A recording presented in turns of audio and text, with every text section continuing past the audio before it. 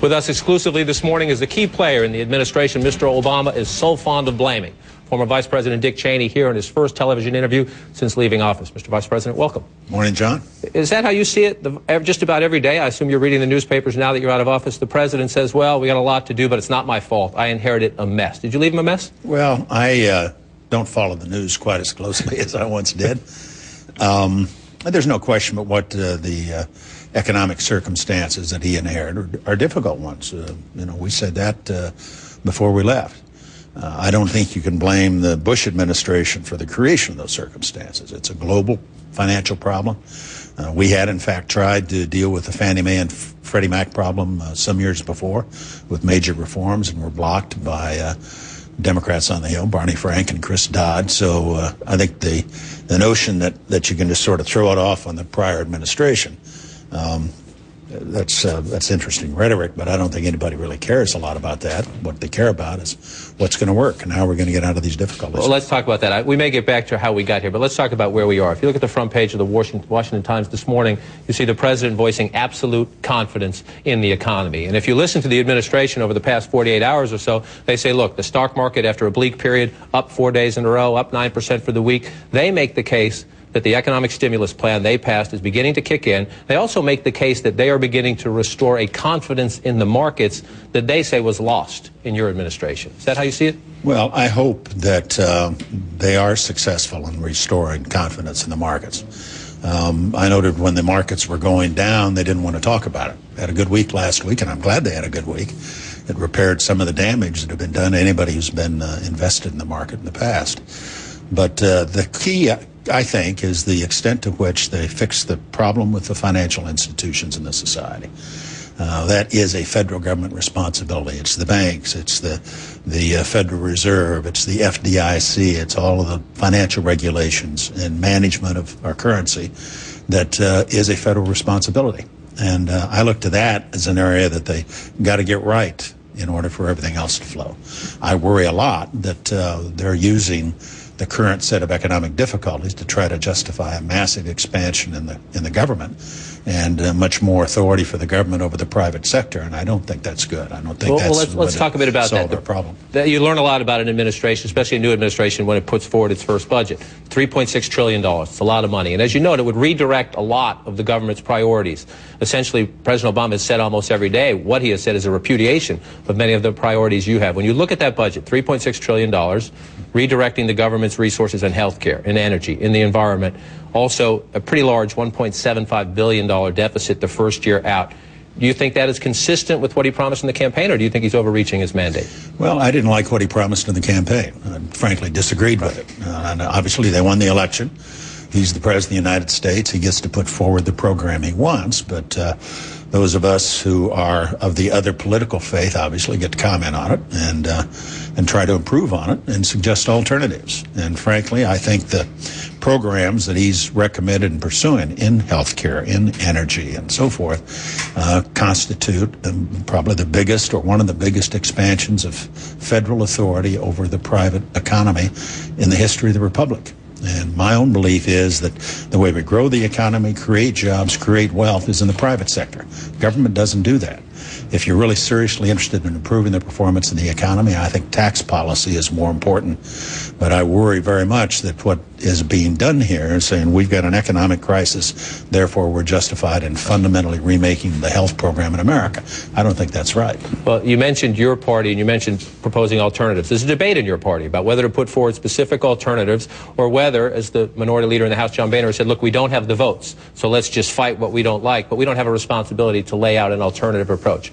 Would you urge your party to be as specific as possible on every one of these issues and go to the American people and say, if we were in charge, here's what we would do differently, or should they just fight? Well, I think it's important over time to develop those alternatives. I think it's very important to let the public know what principles you're going to govern by if you're elected. I understand why they might not have a comprehensive program at this stage. It's only been a few weeks since the transition. And so it'll take them a while to get their act together. But there's nothing inappropriate or wrong with the Republicans in the Congress saying to the American people what it is they like and don't like, what they agree with or disagree with in the Obama platform. As you know, there's a debate in this town about whether the president is trying to do too much too fast. This is the Sunday Ledger-Inquirer in Columbus, Georgia, and a night-reader story here about is Obama trying to do too much too fast. You have a unique perspective. You have been the White House Chief of Staff. You served in the Congress, in the minority party. You were in the cabinet in the first Bush administration and then vice president for 8 years. I know you don't like a lot of what he's trying to do, but if young Richard Cheney was in the Chief of Staff's office down the hall from President Obama, not Rahm Emanuel, would you be saying, Mr. President, you're trying to do too much too fast? Or, given that he wants to do so many things and that at the moment he's quite popular, would you say, you know what, it's a little risky, but let's go? Well, that's so somewhat analogous to the situation we had. We came in after probably the closest election in history, a 5-week recount of the Florida vote. And we got a lot of advice at the time that we should change our program because the election had been so close. President, rightfully, I thought, rejected that and said, look, this is what I ran on. We're going to improve our military capabilities. We're going to cut taxes. We're going to do No Child Left Behind. And we did it. We did not allow the critics to diminish what we were trying to accomplish. So from the standpoint of what the Obama administration's trying to do, I can't argue that they should pace it or anything like that. I think those are all tactical calls they've got to make. What's much more important is the substance of what they recommend, and that's what I disagree with. You disagree with it. I want to show you one more newspaper headline in this segment. This is a newspaper many Americans might not recognize, but I read it, and I know you read it. It's the conservative weekly Human Events. And in the lead article this week, they call it Obama's brazen deception to sell agenda. Essentially the point you just made, that they have under the umbrella of an economic crisis. You must support us. There's this urgency to act now, that they are putting in this newspaper's view a lot of items like health care, like the environment, other priorities, and saying we have to do this all now. Is the President of the United States trying to brazenly deceive the American people? Well, I think they've taken liberties, if you will, with the arguments. Given the importance to the country and to all of us of having a healthy economy and getting the economy back on track, it seems to me an administration does have an obligation to set priorities and go after that first. It also occurs to me that one of the tools that's most important in doing that is tax policy and cutting taxes, especially for those who invest and create wealth and create jobs. That's not what we're seeing. We're seeing an argument made that we've got economic difficulties, therefore we're going to have a cap and trade program with respect to carbon emissions. That's a huge energy tax that's going to be applied across the society, or that we're going to fundamentally change the healthcare system. We haven't had a debate on the healthcare system, well, since '93. Perfectly fine to have a debate on it, but we're not having a debate on it. I was concerned when the first stimulus program wasn't put together in the administration, but rather was something that just sort of chucked up on Capitol Hill and let the Congress write that legislation, which says to me there really isn't a coherent approach at this point to trying to improve the economy. There are people, I assume, watching this interview right now, and people in this town who would say, why should we listen to you? And they would say that because of the context of the Bush administration numbers. They would say, you know, what did you do when you were in charge? And they have some numbers that back up their case, and I want to show some to our viewers. When you came to office, the unemployment rate in the country was 4.2%. When you left, it was 7.6%. The number of Americans in poverty when you arrived, just under 33 million, over 37 million when you left.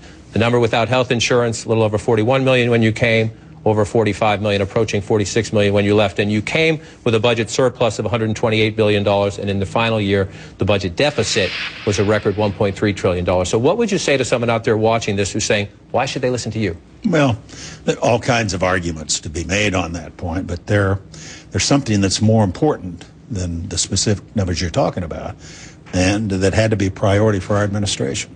8 months after we arrived, we had 9/11. We had 3,000 Americans killed one morning by al-Qaeda terrorists here in the United States. We immediately had to go into wartime mode. We ended up with 2 wars in Afghanistan and Iraq.